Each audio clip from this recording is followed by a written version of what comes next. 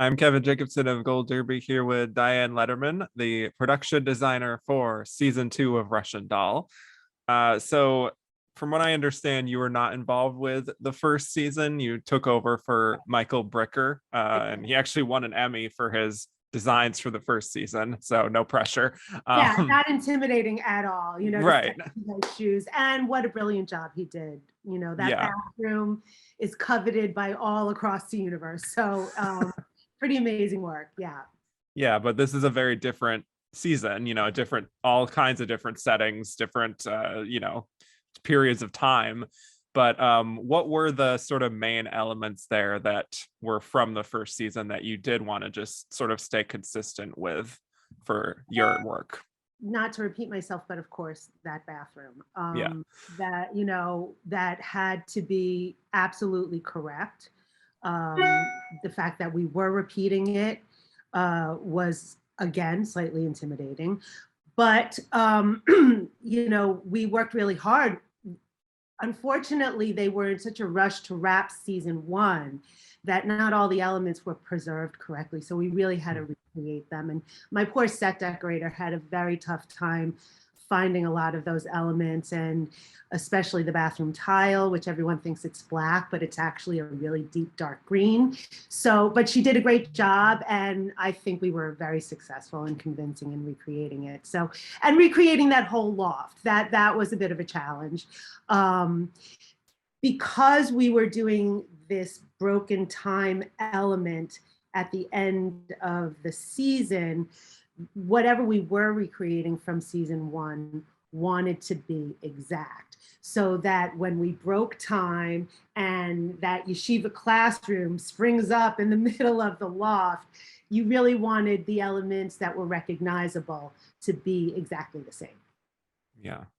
Well, delving into all the different challenges of this production, I'd love to just start with the subway car and sort of what went into transforming this modern day subway into very specifically 1982, because I remember being like, okay, there's a Cats poster there. That's strange. But, Cats has been a part of the New York for so long. But then it was the Sophie's Choice poster where I was like, wow, okay, we are very specifically in 1982. And actually, as far as the subway car is concerned, the ads and the posters were probably the most telling elements of time change. So those were very, very important to get correct. I had some brilliant support staff working on clearances and sourcing real ads from all the various time periods. We worked with the Subway Museum, with the Transit Museum in New York City, which was an incredibly helpful resource for us. They warehouse and catalog a lot of those old ads from the subway throughout time, so they were very helpful in sourcing those for us. And as far as 1982 is concerned, that is from my childhood as well. And I had some very distinct memories of riding the subway and what the subway looked like. It was, of course, dirty and covered in graffiti some of the time. And but the ads were very made a very great impression on me, especially Dr. Zismore. That was one I had to have. It was one of my favorite ads growing up, and always a running joke with people that Dr. Zismore sort of, remained constant in the subway throughout my entire childhood and into adulthood. So I really wanted to have that one there. Hmm. Well, we're in the 80s. We see all these indications that in terms of the outside, it's still New York, and there are some elements that haven't changed that significantly, but it still is quite distinct and different. Just curious what the elements were that you felt were important to include as far as outside New York, to not be too stereotypical, like, oh, now we're in the 80s and it's like very in your face. Like, how did you sort of make it feel seamless in that way? And I'm glad you mentioned not in your face 80s kitsch, because we really tried to stay away from that. As a rule, I try to stay away from that kind of kitsch in my period work, which I've done a lot of. But a simple thing is always technology. And so phone booths were a really important element. And we did have a truck that was dedicated to exterior 1980s elements. And we filled it with phone booths, with a lot of fake garbage bags. We had dumpsters and garbage, and pretty much anywhere we went, we put garbage down because New York was pretty dirty in the 80s. But the phone booths, I think, were a big element of it. And that was one significant piece of iconography that we had always with us. Yeah, definitely. And then, going to the Nadia's mother's apartment, very lived in, the pink walls. It's kind of cluttered from what I can remember, at least. Can you talk about designing that specific space? That Nora's apartment is definitely one of our favorite apartments, one of our favorite sets, universally. My decorator and I worked diligently to try and get it just right. We, again, didn't want to go overly kitsch, but we did want to understand where we were and when we were. Nora's character is somewhat frivolous with spending, and her erratic behavior wanted to be reflected in her set decorating, and we were very diligent in trying to convey that. The initial inspiration for this set was David Lynch's Blue Velvet apartment. Natasha, I'm so sorry. I'm blanking on the character's name. Help me out here. But Nadia? Yes, thank you. Yeah. No. In Blue Velvet. Anyway, Isabella Rossellini's character in Blue Velvet, yeah. Her apartment was our main inspiration. I loved that rich sort of dark pink. I didn't want to go that like kitschy 80s hot pink, but we did love that pink color. And I happened to be watching that film on a weekend, and it clicked. Like, this is my inspiration. I loved the pink carpet, the deep pink, almost, burgundy walls, the black molding, but I didn't go black. I chose to do a really rich green, like akin to the tile in Nadia's bathroom in her loft. Well, not her loft, but in the party loft. And so those elements sort of connect to each other and relate to each other. So we chose this really rich, dark, almost black green for the moldings. And I liked the idea of having art that wasn't hung, that to sort of suggest this character spends money on things that she likes, but then she brings them home, but doesn't bother hanging these pictures on the wall. And that's why you have a lot of framed paintings just leaning against walls instead of hung. And that was something that I thought was very characteristic and interesting to do. And I like negative space on walls. I don't love when sets are covered in artwork. Having those quiet moments, I think, are interesting and give more play to the actors and their faces than what's on the walls. So we definitely did a lot of that. And then we had that sort of cluttered, erratic feeling in the apartment, again, to represent her behavior and her mind state. Yeah, I love the mention of the Blue Velvet apartment. That's such a sticky thing in my mind. I've seen it many, many years ago, but yeah, by the way, the character name is Dorothy. Dorothy Vale. Yes. Dorothy Vale. Thank you so much. Yeah. But because that apartment, it feels very 80, it feels very iconic, yes. But there's nothing kitsch about it. It's exactly. Actually a very serious apartment. It's and it felt downtown. So sort of went with that. Yeah. Well, there's also a lot of great mirror work this season. There was in the first season too, but here, we're seeing Nadia and Alan, but on the other side, it's like these sort of avatars of their ancestors. And I was reading that you built a double set so that Natasha and Chloe Sevigny could actually sort of, I guess, act opposite each other. So what went into that whole decision? That was a key decision. That was a key element in deciding to do that double set. Instead of relying on VFX, which definitely would have been a simpler way to do it, we liked exploring how these actors would play off of each other, and that was important to Natasha. So we built a double set, and so it was one set was a mirror image of the other, and we customized a lot of the elements down to a piece of artwork that I designed, and then we printed backwards for the mirrored side of the set. And of course, Natasha and Chloe being of different heights, we had to give Natasha a little step up at the sink so that she could match Chloe's height. And it was really successful. It was very freaky walking into that set before we shot it and not being able to see yourself through the hole where the mirror ought to be. It was a little unnerving. It was a very successful set to do. I really enjoyed exploring those elements. We did a lot of live set work that normally would be done VFX. The scene where Natasha or Nadia is in a padded cell, that set, people think it's just a VFX effect expanding the set. It wasn't. What we did was, it took a lot of math to figure it out, but we made a very long set. So the width of the set, when it was shot with a long lens, the width of the set, it felt like a normal room.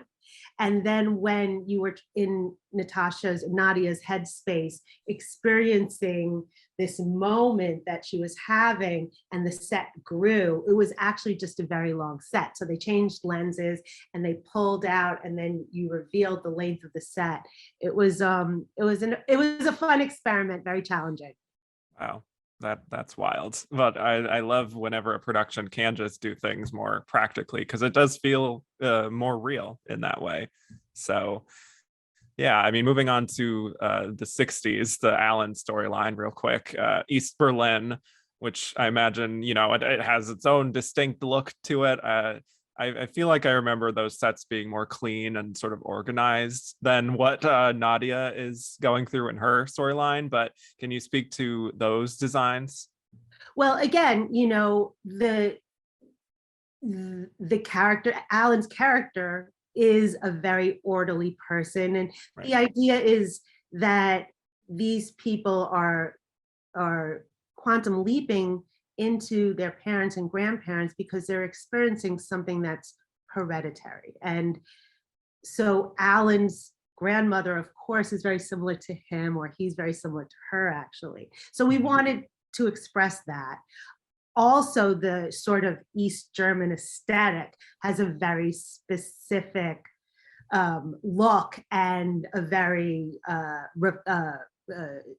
very not serious, but it wouldn't be cluttered. They're a very sort of stringent people, so we wanted to feel that East German aesthetic. The wallpaper, all of those, the tile in that bathroom was designed. I couldn't find tile I liked, so we designed a pattern and laid it out on acetate and cut tile ourselves, painted it that beautiful green color, put that design, that acetate, laid it on top of the tile, and I got the design that I wanted. But those circles, spirals, those were a recurring motif throughout. So I really wanted to continue that, even though the characters are experiencing different moments. I did want to continue that connection. Again, from season one, there was a lot of mirror, there was a lot of circles, and for us in this season, spirals were a continuing motif, and that's why you have all those spiral staircases. And in Alan's story, you have a lot of circular motifs recurring in those wallpapers, especially, which were so beautiful. And we found them there in Budapest. All of that was shot in Budapest, which was an incredible experience shooting that city. We found such beautiful locations to work in. Alan's character, where his grandmother went to school, that was a brutalist building that was earmarked for destruction that we were fortunately able to take over and shoot in before they demolished it. and it was on the verge of destruction. So it was pretty run down on the inside. It was really just a hollow shell, the apartments that we shot there. So we had to do a lot of work, reconstruction, paint, again, a lot of wallpaper. I love that East German wallpaper. It's so beautiful, the design of it. And it was all vintage period wallpapers. And I had a great team in Budapest helping me with design and decoration. And the sets were really fun to create. Oh, well, I mean, truly, there's so much of an undertaking with like each episode, I feel. And even just going to the last episode where we have Nadia and Alan in the void, which is sort of this flooded underground area. What was the thought process behind making that the location for where this sort of climactic moment for the season should take place? Natasha was searching for water venues to use throughout the season as a reoccurring motif, specifically for Alan, but for both characters. And a lot of the story is underground. So combining those two elements were a constant thought process in how to do that. When we started our location scouts in Budapest, which they started working before we even started shooting in New York, they were sending us these amazing locations. And of course we wanted to shoot all of them and couldn't, but one of them was an underground cistern. Of course, they sent us this beautiful cistern only to tell us later on that we couldn't have it. And then all this storyline sort of developed around it. So we diligently tried to find another cistern that would allow us to shoot, and we did. But it was just so evocative, and it's a timeless space. It actually is from, I believe it's from like back in Roman times. I mean, those underground cisterns have been in Budapest since the beginning of time. Budapest is actually a city above a city. There's a whole underground system of waterways and canals, and their sewage system, which is also very ancient, goes for miles and miles and miles. And so us having a very underground story really try to enjoy and utilize and exploit all of those underground aspects of Budapest. And they not only enhance the story, but they were just so gorgeous to explore and shoot, so photogenic. When we were scouting in Budapest, I don't know, we must have walked 20 miles a day. And a lot of it was underground. To get to some of these underground locations, we had to walk staircases that took you underground. And sometimes it was almost like a mile of walking down to get there. And then it was walking to find the places that we wanted to shoot. Another favorite underground location in Budapest was that bunker that that party scene happened in.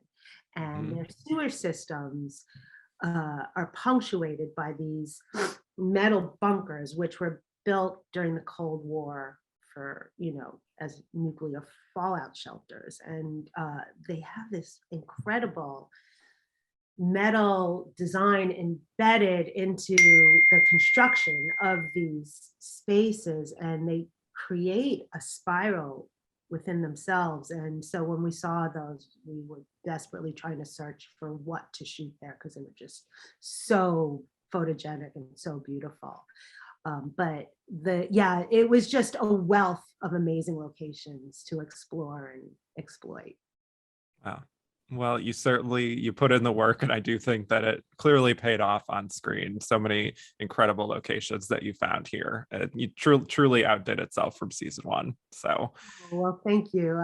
Yeah. It was a lot of work. Yeah, you put in the work, truly. We were in Budapest. We were shooting 2 and 3 locations a day. Of course, our whole time schedule was very compacted. Working in COVID was a challenge. On top of everything, right? Yeah. Everything else. Yeah. But, with all the many challenges, it was probably one of the more satisfying projects I've ever had the pleasure to work on. Yeah. Well, I think that's a great place to leave us here. For those of you watching, subscribe for more interviews and go to goldderby.com to make your Emmy predictions. Truly, thank you so much, Diane. Thank you so much. Thank you.